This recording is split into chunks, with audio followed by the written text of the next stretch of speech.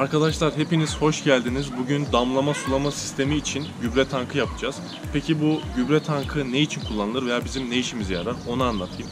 Biliyorsunuz bahçemizde veya küçük alanlarda damlama sulama veya sera içlerinde damlama sulama sistemiyle sulama yapıyoruz.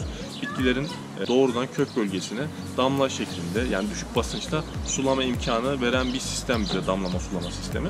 Yani suyu daha verimli kullanıyoruz ve bitkiler daha iyi sulanmış oluyor. Şimdi biz bu damlama sulama sistemi için aynı zamanda bunun içine dahil edeceğimiz bir gübre tankıyla kolaylıkla kimyasal çözeltilerimiz, yani kimyasal gübre çözeltilerimizi bitkilerimize gübreleme yapabiliriz. Bunu nasıl yapacağız? İşte bu gübre tankımızı bu hatta paralel bir şekilde yerleştireceğiz. Yani paralel dediğim, bu hattın, sulama hattının doğrultusundan bir ek çıkaracağız. Oradan tanktan tekrar bu hatta bir çıkışı vereceğiz. Ondan sonra da bu tankın içerisine koyacağız, mesela sulamadan önce kimyasal gübre çözeltimizi veya kimyasal gübre çözeltisi olmasına da gerek yok. Mesela solucan gübresinin sıvı formda olanları var. Onlardan da ekleyebiliriz sulandırarak. Tabi burada kimyasal gübrenin veya işte ne gübre, hangi şekilde sıvı gübre vereceksiniz, bunun konsantrasyonu çok önemli. Çünkü bir abonemiz vardı bize zamanında ulaşan. O damlama sulama sisteminde yanlışlıkla herbisit kattığı için, yani yabancı otların kurtulmasında, yok edilmesinde kullanılan o kimyasalı pestisiti kattığı için, herbisit diye geçer. Kattığı için tüm tarlasını yakıyor arkadaşlar. Yani öldürüyor tüm bitkiler tarlasında olan. Bunlara tabii dikkat edin siz. Bunun gibi kimyasal, mesela bitkilerinizde azot eksikliği olur. Biraz işte ona yetecek kadar konsantrasyonda kimyasal olarak onu eklersiniz o tankın içerisine. O sonra yavaş yavaş bitkilerinize, bitki köklerine doğru damlar ve ondan sonra bitkilerinizin bu azot eksikliğini gidermiş olursunuz. Bunun gibi birçok gübreleme şeklini uygulayabilirsiniz bununla.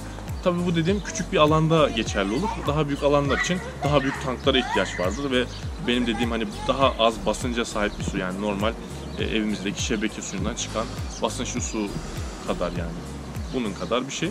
Şimdi biz bu tankı yapacağız ve bu tankla bahçemizdeki bitkilerin gübrelenmesinde bize yardımcı olacak bir ekipman daha kendi el becerilerimizle yapmış olacağız. Şimdi nasıl yapıldığına veya malzemelerin ne olduğuna hadi beraber geçelim bakalım. Aslında çok basit. Ben bunun için özellikle bir malzeme satın almadım. Zaten damlama sulama sistemini kurarken elimde arta kalan malzemelerden bu aklıma geldi ve bunu yaptım. Bunun için malzemeler şunlar arkadaşlar. 2 tane T bağlantı aparatı, 2 tane damla sulama vanası, 2 tane damla sulama dirseği, bir tane 5 litrelik bidon ve bu bağlantıları yapacağımız, bidonda delik açacağımız ve orayı kapatacağımız delici ve kesici alet ve silikon tüm işlemlerimiz için bize yeterli olacaktır. Bunları zaten normal sisteme bağlayacağız ve bitireceğiz. Evet arkadaşlar, şimdi biz bu dirsekleri şu altından ve üstünden bu bidonumuzu deldik ve buraya geçirdik. Sonra silikonladık, taşma, işte sızma olmasın falan diye. Ama deliklerin ikisi de aynı yere delmedik. Birisi üstte oldu, burası giriş.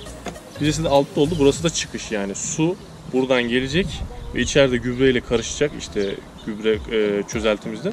Daha sonra şuradan çıkacak. Hem bu içeride şuradaki çıkışa kadar böyle bir sirkülasyon olacak, yani iyice karıştıracak.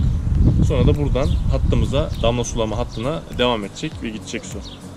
Buradaki artık çıkışlarımıza işte damla sulama borularımızı ekledik. Daha sonra 2 tane vana koyduk buraya. Vanaları da sonra T bağlantılarla bağladık. Sonra T bağlantıların arasında tekrar bir boru. Şimdi tek yapmamız gereken, bunu böyle olduğu gibi şuradan su borumuzun girişi, buradan çıkışı, sonra bu kadar. Sistem bu kadar basit. Bu vanaları kapatırsak, 2 vanayı da birden kapatırsak sistemi kapatıyoruz. Vanaları açtığımız zaman da sistemi açıyoruz. Tabii şuradan, şu bidonumuzun kapağından da açıp buradan gübreli yani çözeltimizin veya direkt gübreyi atıyoruz. İşte suyu atıyoruz.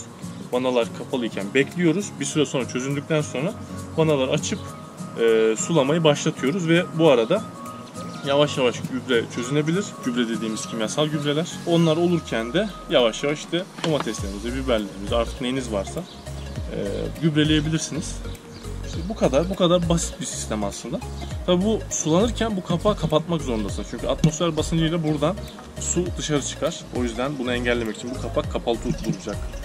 Vanalar açıksa kapak kapalı. Vanaları kapattığımız zaman burası kapalı. Direkt doğrudan sulama üzerine bitki köklerine damlama sulamayla gidiyor. Evet, şimdi bir kontrol edeceğiz. Bakalım gerçekten sistem işe yarıyor mu? Yani kaç dakikada gidecek? Buradaki gübreli çözeltiyi kaç dakikada bitkilerimize gönderecek? Onun bir testini yapacağız şimdi.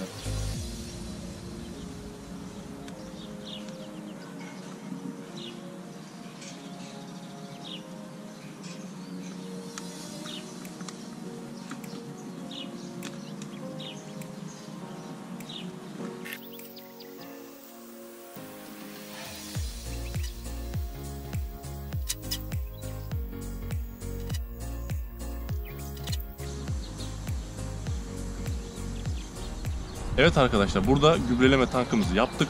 Şimdi artık ihtiyaç duyduğumuz zamanlarda, bu Ekim'den önce olabilir, işte mesela Ekim'den 3 hafta sonra olabilir veya işte ne zamansa, hangi bitkiyi yetiştiriyorsak ona göre değişebilir.